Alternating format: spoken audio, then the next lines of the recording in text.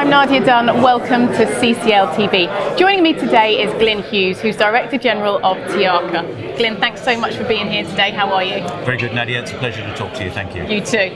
Could you tell us a bit about your background and how you got into TIACA? Well, TIACA, as the International Air Cargo Association, has been around for a few decades, and I joined it earlier this year, having been with IATA for 30 years, lastly as the Global Head of Cargo. But I've been in the industry for nearly 4 decades now, 38 years. Wow. We didn't think that you'd been around for that long, Glyn. Yes, you did. You thought I was there with the Wright brothers, let's be honest. Now, how exciting to be here and see so many people face to face. What are you most looking forward to? To be honest, it's exactly that. You know, for 20 months we've been seeing people on 2D through Zoom, and this industry is about establishing relationships and connectivity, and we heard a great phrase this morning, hyper-connectivity. And I think that really describes what we do as an industry. We come together, we share ideas, we debate, we don't always agree, we challenge each other, but hopefully then we inspire, because this industry is so crucial for the global economy and global society, as we all know, over the last 20 months. It's critical to come together. Well, yeah, talking about that, tell us about some of the key differences that COVID-19 has brought.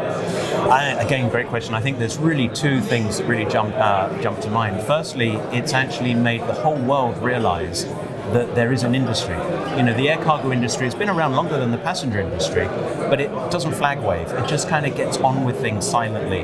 But the last 20 months, the world has turned to air cargo for PPE, for vaccine, for e-commerce, you know, for bringing the things to them that they need. So it's been, the awareness level has been raised. And 2, that same awareness level has been raised within the airline boardrooms. You know, airlines who always saw cargo as a secondary product for many airlines. Some already saw value in it. But for many of the airlines, they've now realized that it is a valued product line that they really need to invest in.